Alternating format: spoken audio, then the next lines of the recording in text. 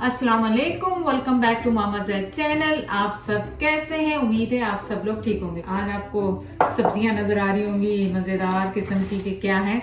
Broccoli देख के कई लोग नाक मुंह चढ़ा रहे होंगे लेकिन ब्रोकली से आज हम बनाएंगे ब्रोकली चेडर सूप। आजकल मौसम ऐसा है कि सूप का सीजन है, तो चले रेसिपी स्टार्ट करते हैं ना। तो यहाँ पे मेरे पास ब्रोकली है जो कि मुझे अप्रोक्सीमेटली 4 to 5 कप चाहिए होगी। 2 कप के करीब मेरे पास कैरेट है, मैंने बेबी कैरेट्स लिए हैं, आप नॉर्मल कैरेट्स यूज कर सकते हैं। और एक मीडियम साइज की प्याज है। सबसे पहले इन्हें हम चॉप कर लेंगे। इनको आपने डाइस करना है।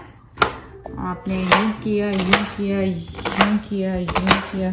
बहुत आराम से करें, बहुत ख्याल से करें, जल्दबाजी ना करें। इस तरह की चीज़ों में हाथ कटने का डर होता है। तो अगर आपने रेगुलर साइज की कैरेट लिए तो आप उसको काट के बीच में से उसका हाफ कर लीजिएगा, तो वो आसानी होगी आपको करने के लिए।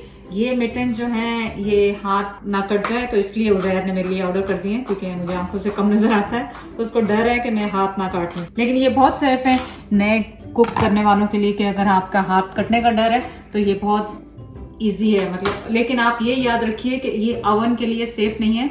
गरम चीज आप इससे ना पकड़ें, क्योंकि ये गरम मतलब मिटन्स नहीं है ओवन के कि आप इससे उठाने की कोशिश करें आपका हाथ जल जाएगा। तो ये सिर्फ कटिंग के लिए है, जस्ट रिमेम्बर दैट।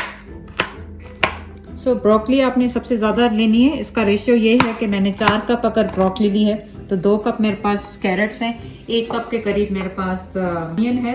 और इसमें ब्रोकली में ये नहीं है कि आप खाली इसके फूल यूज करें, आप इसके जो स्टेम्स हैं ये भी आप डाइस करके इसमें डाल सकते हैं।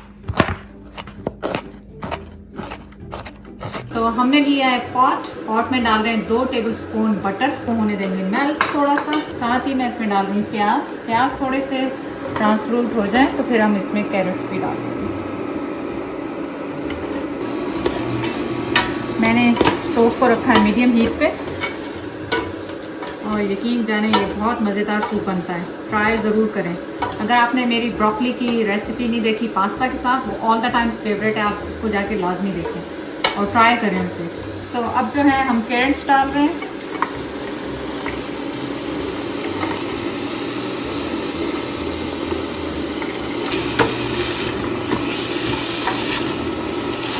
तो अब मैं इसमें डाल रही हूँ 1 टीस्पून सॉल्ट अपनी टेस्ट के हिसाब से डाला करें।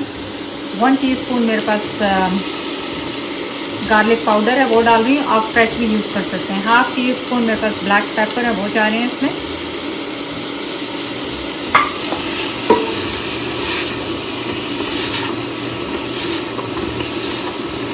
एक से 2 मिनट इसे सौटे होने देंगे, फिर इसमें ब्रोकली शामिल करेंगे। चलें, ये ब्रोकली जो हमारी मैंने 4 कप चॉप की हुई थी तो वो इसमें डाल रही हूँ।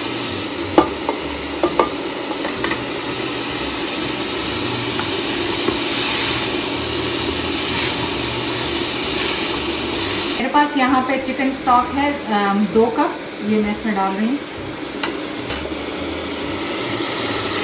आप अगर वेजिटेरियन हैं तो आप अपना वेजी स्टॉक भी डाल सकते हैं। साथ ही मैं इसमें डालूंगी 2 कप सादा पानी, 2 कप इसमें पानी जा रहा है।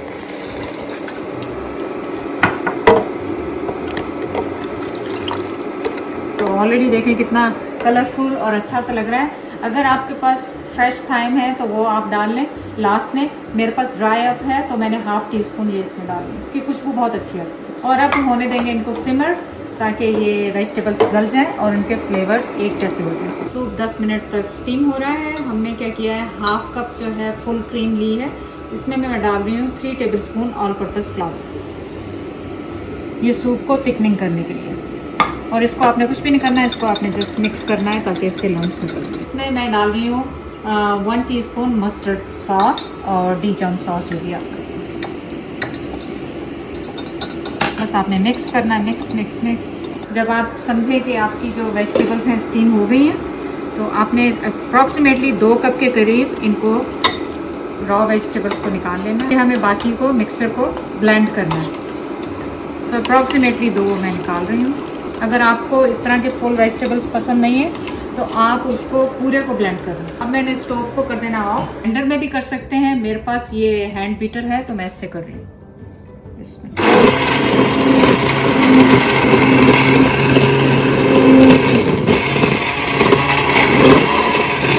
ये हो गया ग्राइंड। अब हम करेंगे अपना स्टोव ऑन। आप इसको बॉइलिंग पॉइंट पे लेके आएंगे और फिर क्या करेंगे, आपने इसको बहुत अपना जो ये है इसको मिक्स कर लेना अच्छी तरह से डालने से पहले, और स्लोली इसमें मिक्स कर। तो हम इसमें थोड़ा थोड़ा करके अपना ये पूरा मिक्सचर डाल देंगे और इसको घुमाते रहेंगे ताकि ये अच्छी तरह मिक्स हो। तो आप ये देखें कि ऑलरेडी ये थिक होना शुरू हो गया, पर मैं इसको अच्छी तरह आपने इसको घुमाते जाना है जिसके साथ। चलें, ये जो वेजिटेबल्स हमने सेपरेट निकाले थे वो इसके अंदर जा रहे हैं। यहाँ पे मेरे पास 2 कप के करीब चेडर चीज़ है। चीज़ आप वो ले लें जो आपको पसंद है, तो हाफ मैं इसमें डाल रही हूँ।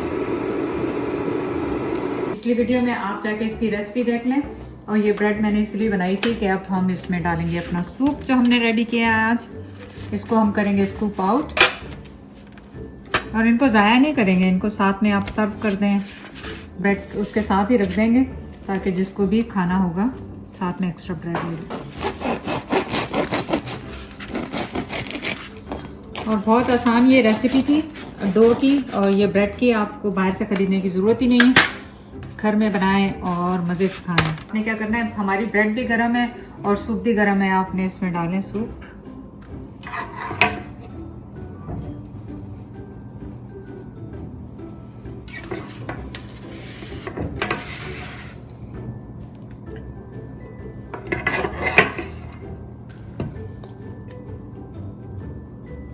ऊपर से आप डालें श्रेडेड चीज़, इसमें जो भी आपकी फेवरेट है वो डालें इसमें।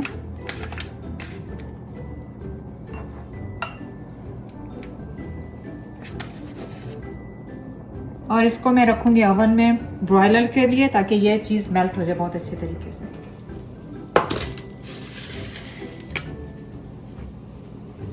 कितनी अच्छी तरह नाइसली ये ब्राउन हो गया साइड से। आपका सूप हो गया रेडी।